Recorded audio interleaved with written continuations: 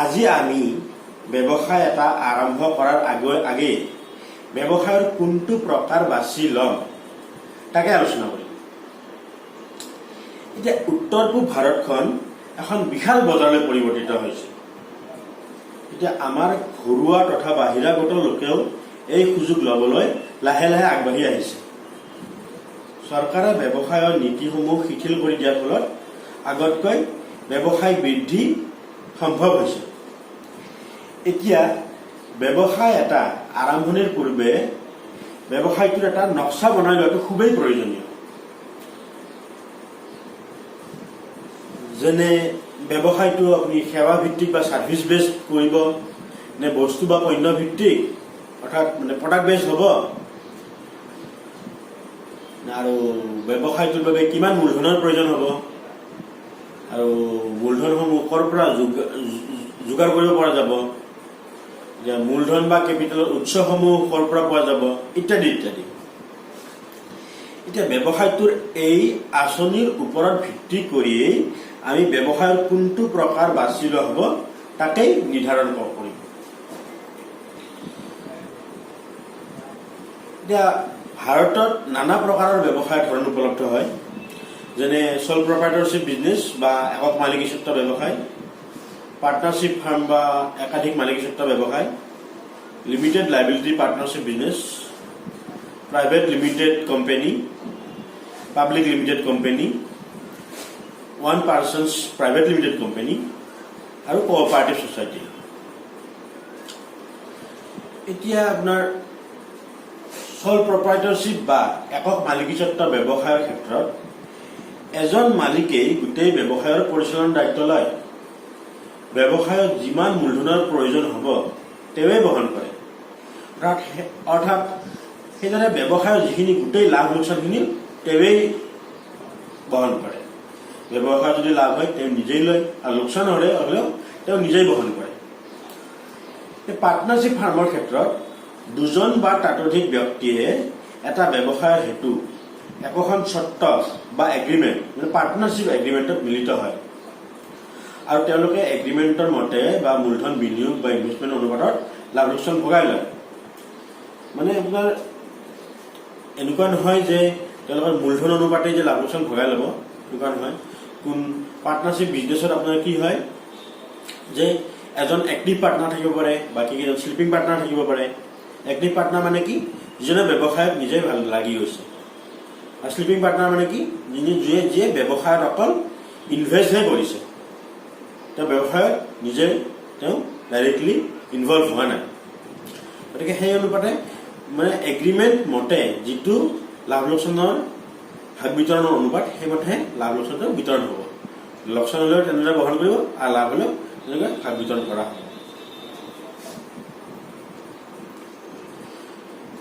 Limited liability পাৰ্টনাৰশ্বিপৰ ক্ষেত্ৰত অতি কমেও এজন সদস্যই তেওঁৰ অসীমিত দায়িত্ব বহন কৰিব লগা হয়।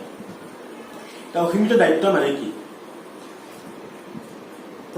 প্ৰপ্ৰাইটৰশ্বিপ বিজনেছ বা একক মালিকীস্বত্ব ব্যৱসায় বা পাৰ্টনাৰশ্বিপ বিজনেছৰ ক্ষেত্ৰত কি হয় যে তেওঁলোকৰ ব্যৱসায়ৰ মালিকসমূহে যদি ব্যৱসায়টোৰ কিবা দেউনা থাকে, সেই দেউনা যদি তেওঁলোকে দিবলৈ অসমৰ্থ হয়, তেওঁলোকৰ নিজৰ ব্যক্তিগত সম্পত্তিও বাজেয়াপ্ত হ'ব পাৰে। অৰ্থাৎ তেওঁলোকৰ দায়িত্ব অসীমিত, যে ব্যৱসায়টো অকল যে কিবা কাৰণে যদি ডুবিল, ব্যৱসায়টোৰ সম্পত্তিসমূহে যে যাব সেই তেনেকুৱা নহয়, তেওঁ নিজৰ ব্যক্তিগত সম্পত্তিও বাজেয়াপ্ত হ'ব পাৰে।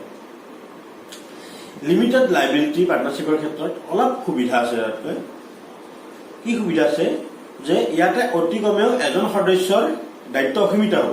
অৰ্থাৎ কিবা কাৰণত যদি সেই partnership firm limited liability partnership ফাৰ্মখনে নিজৰ দেনাবোৰ দিব নোৱাৰে, তেতিয়াহ'লে সেই সদস্যজনৰহে এজন সদস্যৰহে মাথো আপোনাৰ তেওঁ ব্যক্তিগত সম্পত্তি বাজেয়াপ্ত কৰিব পাৰে। কিন্তু বাকীসমূহ পাৰ্টনাৰৰ ক্ষেত্ৰত এই নিয়মটো উপলব্ধ নহয়। কিয়? বাকীসমূহ পাৰ্টনাৰৰ ক্ষেত্ৰত তেওঁলোকৰ ব্যৱসায়ত যিখিনি মূলধন খটাইছিল সেইখিনিহে তেওঁলোকৰ দায়িত্ব। অৰ্থাৎ ব্যৱসায় তেওঁলোকৰ বৰ বেছি, তেওঁলোকৰ ব্যৱসায়ত যিখিনি মূলধন লগাইছিল, ব্যৱসায়ত যিখিনি তেওঁলোকৰ সম্পত্তি আছিল, সেইখিনিহে তেওঁলোকৰ পৰা বাজেয়াপ্ত কৰিব। কিন্তু তেওঁলোকৰ নিজৰ ব্যক্তিগত সম্পত্তি কাঢ়ি ল'ব নোৱাৰে। এইটো লিমিটেড লাইবিলিটি পাৰ্টনাৰশ্বিপৰ ক্ষেত্ৰত কিছুমান আপোনাৰ প্ৰ'জ মানে আপোনাৰ কি কয় সুবিধা বুলি ক'ব পাৰে আপুনি। এতিয়া প্ৰাইভেট লিমিটেড কোম্পানীৰ ক্ষেত্ৰত সকলো সদস্যৰে দায়িত্ব সীমিত হয়। তেওঁলোকৰ কোম্পানীত যিমানে ইনভেষ্ট কৰিছে মানে যিমানে মূলধন তেওঁলোকে বিনিয়োগ কৰিছে সেই অনুপাতেহে তেওঁলোকৰ দায়িত্ব সীমিত। অৰ্থাৎ তেওঁলোকৰ যদি প্ৰাইভেট লিমিটেড কোম্পানীয়ে কোনো দেনা যদি দিব নোৱাৰে, কোম্পানীটো যদি দেউলীয়া ঘোষিত হয়, তেতিয়াহ'লে তেওঁলোকৰ ব্যক্তিগত সম্পত্তি দিব নোৱাৰে। সেই কোম্পানীৰ সম্পত্তিসমূহে বাজেয়াপ্ত কৰিব পাৰে। এতিয়া প্ৰাইভেট লিমিটেডৰ ক্ষেত্ৰত অতি কমেও 2জন ডাইৰেক্টৰ হ'ব লাগিব আৰু বা অতি বেছি 50জন ডাইৰেক্টৰ হ'ব পাৰে বা সদস্য হ'ব পাৰে। আৰু প্ৰাইভেট লিমিটেড কোম্পানীৰ ক্ষেত্ৰত যিখিনি মূলধনৰ শ্বেয়াৰ অংশ সেই অংশখিনি প্ৰাইভেট লিমিটেড কোম্পানীৰ মেম্বাৰসমূহৰ মাজতে থাকে। প্ৰাইভেট লিমিটেড কোম্পানীয়ে বাহিৰত নিজৰ মূলধনৰ অংশ বেচিব নোৱাৰে।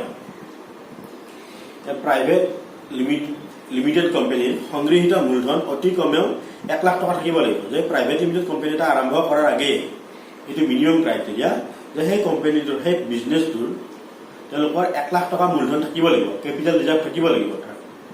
এইটো পেইড আপ কেপিটেল বুলি কোৱা হয়। এতিয়া পাব্লিক লিমিটেড কোম্পানীৰ ক্ষেত্ৰত শ্বেয়াৰ্ছবোৰ ৰাজহুৱা কৰিব পাৰে। প্ৰাইভেট লিমিটেড কোম্পানীত শ্বেয়াৰবোৰ ৰাজহুৱা কৰিব নোৱাৰে, কিন্তু পাব্লিক লিমিটেড কোম্পানীৰ ক্ষেত্ৰত শ্বেয়াৰ্ছবোৰ ৰাজহুৱা কৰিব পাৰে। মানে তেওঁলোকৰ মূলধনৰ অংশবোৰ ৰাইজৰ মাজত বেচিব পাৰে।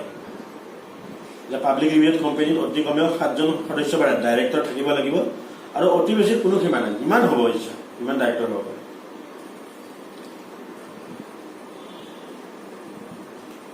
পাব্লিক লিমিটেড কোম্পানীত মূলধনৰ আহৰণ হেতু পাব্লিকৰ মাজত ধনৰ বিনিময়ত শ্বেয়াৰবোৰ বিতৰণ কৰা হয়। আৰু ইয়াৰ এতিয়া পাব্লিক লিমিটেড কোম্পানীৰ সংগৃহীত মূলধন অৰ্থাৎ পেইড আপ কেপিটেল অতি কমেও 5 লাখ টকা থাকিবই লাগিব। এইটো তাৰ মিনিমাম ক্ৰাইটেৰিয়া। এতিয়া আহিল 1% কোম্পানী। 1% কোম্পানী এটা প্ৰাইভেট লিমিটেড কোম্পানীৰ এটা অংশ বুলি ক'ব পাৰে। অৰ্থাৎ 1% কোম্পানীৰ ক্ষেত্ৰত নীতি নিয়মসমূহ প্ৰাইভেট লিমিটেড কোম্পানীৰ নিয়ম নীতিসমূহৰ লগত প্ৰায় একেই, কিয়নো 1% কোম্পানী এটা প্ৰাইভেট লিমিটেড কোম্পানীৰ অংশ হয়। মাথো পাৰ্থক্য ইয়াত মাত্ৰ এজন সদস্যহে থাকে আৰু তেওঁ কোম্পানীৰ ছিংগল ডাইৰেক্টৰ থাকে। তেওঁ কোম্পানীৰ সকলো কাম কাজ তেওঁ দায়িত্ব বহন কৰি লয়। কিন্তু প্ৰাইভেট লিমিটেড কোম্পানীৰ দৰেও তেওঁৰ দায়িত্ব সীমিত। যিখিনি তেওঁৰ মূলধন তেওঁৰ ব্যৱসায়ত আছে সেইখিনিলৈকে তেওঁৰ কোম্পানী যদি দেউলীয়া ঘোষিত হয় তেওঁ নিজৰ ব্যক্তিগত সম্পত্তি চুব নোৱাৰে। এতিয়া অৱশেষত আহিল আমাৰ কোঅপাৰেটিভ ছ'চাইটি। কোঅপাৰেটিভ ছ'চাইটিৰ ক্ষেত্ৰত ইয়াৰ সদস্যসকলে নিজৰ ব্যৱসায়িক স্বাৰ্থত একেলগে লগ হৈ কাম কৰে। এতিয়া ইয়াতে কোনো সদস্যৰ অন্তৰ্ভুক্তি কিমান সদস্যৰ অন্তৰ্ভুক্তি কৰিব পাৰিব নাইবা কিমান সদস্য বাহিৰত যাব পাৰিব তাৰে কোনো সীমা নাই। এতিয়া আপোনাক যদি মই কওঁ কোঅপাৰেটিভ ছ'চাইটিৰ এটা উদাহৰণ আমুল এটা কোঅপাৰেটিভ ছ'চাইটি বিজনেছ। এতিয়া আমি এইখিনিৰ পৰা ব্যৱসায় প্ৰকাৰসমূহ আমি গম পালোঁ আৰু ইয়াৰ বৈশিষ্ট্যসমূহো গম পালোঁ। এতিয়া যদি আপুনি অতি কম মূলধনেৰে নিজাববীয়াকৈ এটা সৰু ব্যৱসায় স্থাপন কৰিব বিচাৰিছে তেনেহ'লে প্ৰপাৰ্টনাৰশ্বিপ বিজনেছ অৰ্থাৎ একক মালিকীস্বত্ব ব্যৱসায় বেছি উপযোগী হ'ব। আৰু আপোনাৰ যদি বেছি মূলধনৰ আৱশ্যক আছে, আপোনাৰ তাতে সীমিত মূলধনহে আছে, আপোনাৰ যদি কোনোবা বন্ধু নাইবা বান্ধৱীৰ পৰা মূলধনৰ প্ৰয়োজন আছে, তেনে অৱস্থাত নাইবা আপোনাক যদি এজন কৰ্মদক্ষ বন্ধু নাইবা বান্ধৱীৰ প্ৰয়োজন ব্যৱসায়টো সুচাৰুৰূপে চলাই নিবলৈ, তেতিয়াহ'লে আপোনালোকে পাৰ্টনাৰশ্বিপ বিজনেছ আপোনালোকে গঠন কৰিব পাৰে। কিন্তু আপোনালোকক আগতেই যিদৰে কৈছোঁ মই পাৰ্টনাৰশ্বিপ নাইবা প্ৰপাৰ্টনাৰশ্বিপ বিজনেছৰ ক্ষেত্ৰত আপোনালোকৰ প্ৰথম অসুবিধা হ'ল মূলধন সংগ্ৰহ কৰাটো। ইয়াত মূলধনৰ পৰিমাণ সংগ্ৰহ কৰা উৎসসমূহ সীমিত। আৰু দ্বিতীয়তে অসুবিধা হ'ল যে আপোনাৰ যদি ব্যৱসায়টো দেউলীয়া ঘোষিত হয় আপোনাৰ নিজৰ ব্যক্তিগত সম্পত্তিও বাজেয়াপ্ত কৰিব পাৰে। গতিকে ইয়াৰ বিকল্প হিচাপে আহে লিমিটেড লাইবিলিটি পাৰ্টনাৰশ্বিপ বিজনেছ, যদিও ইয়াত এজন হ'লেও সদস্যৰ দায়িত্ব অসীমিত হয়, অৰ্থাৎ তেওঁৰো ব্যৱসায়টো দেউলীয়া হ'লে তেওঁ নিজৰ ব্যক্তিগত সম্পত্তি বাজেয়াপ্ত কৰিব পাৰে। গতিকে ইয়াৰ ভাল বিকল্প হয় প্ৰাইভেট লিমিটেড কোম্পানী বা 1% কোম্পানী। প্ৰাইভেট লিমিটেড কোম্পানী বা 1% কোম্পানী নাইবা পাব্লিক লিমিটেড কোম্পানীৰ ক্ষেত্ৰতো তেওঁ ইয়াতে ডাইৰেক্টৰৰ বা সদস্যসমূহৰ তেওঁলোকৰ দায়িত্ব সীমিত হয়, অৰ্থাৎ তেওঁলোকৰ মূলধন যিখিনি মূলধন কোম্পানীত বিনিয়োগ হৈ আছে সেই অনুপাতেহে তেওঁলোকৰ দায়িত্ব হয়। গতিকে মই ভাবোঁ এইখিনি ক্ষেত্ৰত প্ৰপাৰ্টনাৰশ্বিপ বিজনেছ বা পাৰ্টনাৰশ্বিপৰ বিজনেছৰ ক্ষেত্ৰত বিকল্প হিচাপে প্ৰাইভেট কোম্পানী বা 1% কোম্পানী বা পাব্লিক লিমিটেড কোম্পানী আপুনি বিকল্প বাছি ল'ব পাৰে। এতিয়া যদি আপোনাক অধিক মূলধনৰ প্ৰয়োজন, সৰহ মূলধনৰ প্ৰয়োজন, যি মূলধন মাত্ৰ কেইজনমান মানুহৰ পৰা সংগ্ৰহ কৰি লোৱাটো সম্ভৱ নহয়, তেতিয়াহ'লে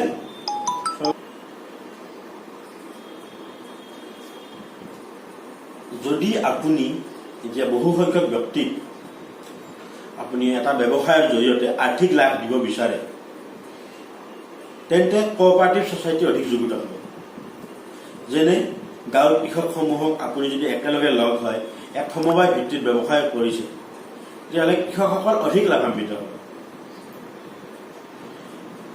গতিকে আপোনাৰ এই ব্যৱসায়ৰ এই বৈশিষ্ট্যসমূহ, এই দিশসমূহ, সুবিধা অসুবিধাসমূহ, মূলধনৰ উৎস, মূলধনৰ পৰিমাণসমূহ, এই উক্ত দিশসমূহ চালি জাৰি চাই আপুনি এটা ব্যৱসায় আৰম্ভ কৰাৰ পূৰ্বেই কোনটো ব্যৱসায়ৰ ধৰণ বাছি ল'ব, যে চল প্ৰপাৰ্টনাৰশ্বিপ বিজনেছ অৰ্থাৎ একক মালিকীস্বত্ব ব্যৱসায় বাছি ল'ব, নে পাৰ্টনাৰশ্বিপ ফাৰ্ম বাছি ল'ব, নে প্ৰাইভেট লিমিটেড কোম্পানী বাছি ল'ব, নে 1% কোম্পানী বাছি ল'ব, নে পাব্লিক লিমিটেড কোম্পানী বাছি ল'ব, নে কোঅপাৰেটিভ ছ'চাইটি বাছি ল'ব, নে লিমিটেড লাইবিলিটি পাৰ্টনাৰশ্বিপ বাছি ল'ব, এইটো নিৰ্ভৰ কৰিব। গতিকে মই ভাবোঁ এই ভিডিঅ'টোৰ পৰা আপুনি যদি এটা ব্যৱসায় স্থাপন কৰিম বুলি মন মেলিছে, তেতিয়াহ'লে এই ভিডিঅ'টো চাই আপুনি নিৰ্ধাৰণ কৰিব পাৰিব যে আপুনি কোনটো ব্যৱসায় প্ৰকাৰ বাছি লোৱা যোগ্যত হ'ব। গতিকে আপোনালোকৰ ভৱিষ্যতে উন্নতি কামনা কৰি আজি মই এই ভিডিঅ'টোৰ